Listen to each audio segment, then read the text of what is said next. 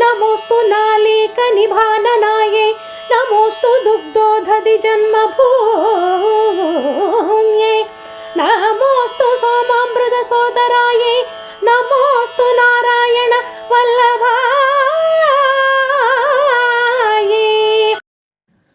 ஸ்ருதி ஸ்மிருதி புராணானாம் ஆலயம் கருணாலயம் நமாமி பகவத் பாத சங்கரம் லோகசங்கரம். அனைத்து ஆன்மீக நண்பர்களுக்கும் சுஜாவின் அன்பு கலந்த வணக்கம். ஆச்சாரியர் ஆதிசங்கரர் அருளிச் செய்த கனகதாரா ஸ்தோத்திரத்தின் 12வது ஸ்லோகத்தை இன்று நாம் சிந்தனை செய்ய இருக்கின்றோம். நமோஸ்து நாளீக நிபானனாயை நமோஸ்து துக்தோததி ஜென்ம பூமியை நமோஸ்து சோமாமிருத சோதராயை நமோஸ்து நாராயண வல்லபாயை. 11வது ஸ்லோகத்தில் தாயாருடைய கல்யாண குணங்களை கூறி நமஸ்காரம் செய்த ஆச்சாரியர் இந்த 12வது ஸ்லோகத்தில் தாயார் எங்கு உதித்தாள், அவள் யாருடைய சகோதரி, யாருடைய பிரியநாயகி என்று கூறி நமஸ்காரம் செய்கிறார்.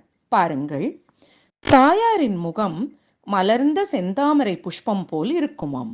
அப்படிப்பட்ட தாயாரின் கருணை பொங்கும் பிரசன்ன வதனத்திற்கு நமஸ்காரம் செய்கிறார் ஆச்சாரியர். அந்த மலர்ந்த வதனத்திற்கு நமஸ்காரம் செய்வதால் நம் மனமும் மகிழ்ச்சியால் மலரும். அதைத்தான் நமோஸ்து நாளீக நிபானனாயை என்று தாமரை புஷ்பத்திற்கு சமானமான முகத்தை போற்றி மகிழ்ச்சியை வேண்டுகிறார் ஆச்சாரியர்.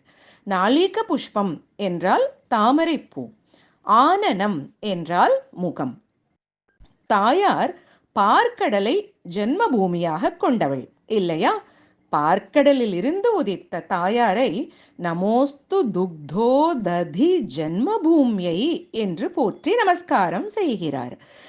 சமுத்திரத்தில் தான் சகலவிதமான ரத்னங்கள் நிரம்பி இருக்கும்.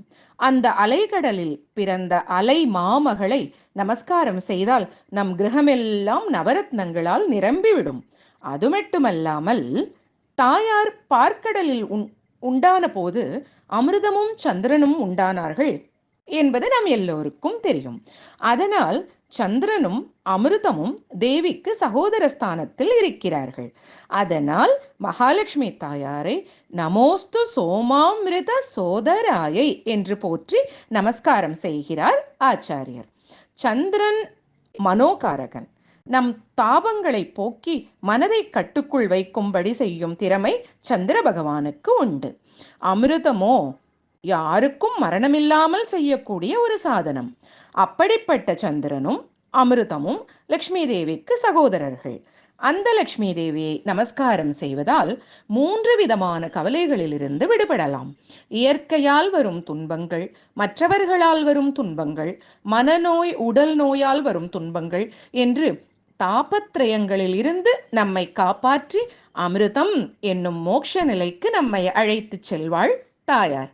அந்த தாயார் சாக்ஷாத் மகாவிஷ்ணுவனுடைய பிரியமான மனைவி. தாயாரின் பிரசாதம் நமக்கு கிடைத்து விட்டால் அந்த நாராயணனுடைய சாரூபியம் நமக்கு கிடைத்துவிடும். அந்த நாராயணனின் பிரிய நாயகியை, திருமகளை நமோஸ்து நாராயண வல்லபாயை என்று துதிக்கிறார் ஆச்சாரியர். ஆக முதல் நமஸ்காரத்தால் மகிழ்ச்சியையும், 2வது நமஸ்காரத்தால் ஐஸ்வர்யமும், 3வது நமஸ்காரத்தால் தாபத்ரய நிவிருத்தியையும், 4வது நமஸ்காரத்தால் மோட்சத்தையும் ஸ்ரீஹரி விஷ்ணுவிடமே ஐக்கியமாகும் தன்மையையும் வேண்டுகிறார் ஆச்சாரியர் ஆதிசங்கரர்.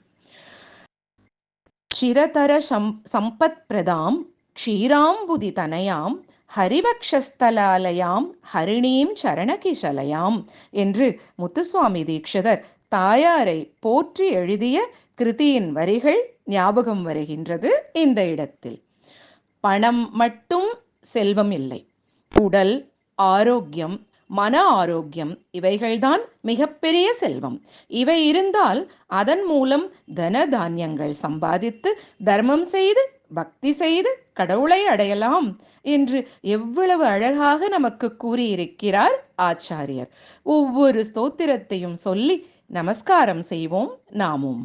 கனகதாரா ஸ்தோத்திரத்தின் இந்த 12வது ஸ்லோகத்தை பாராயணம் செய்து தாயாரை நமஸ்காரம் செய்தால் மகிழ்ச்சி, ஐஸ்வர்யம், நவரத்னங்கள் மட்டுமல்லாமல் மகாவிஷ்ணுவின் கடாட்சமும் நமக்கு கிடைக்கும். துதித்து வணங்கி பலன் பெறுவோம். லக்ஷ்மி கடாட்சம் பரிபூர்ணம்.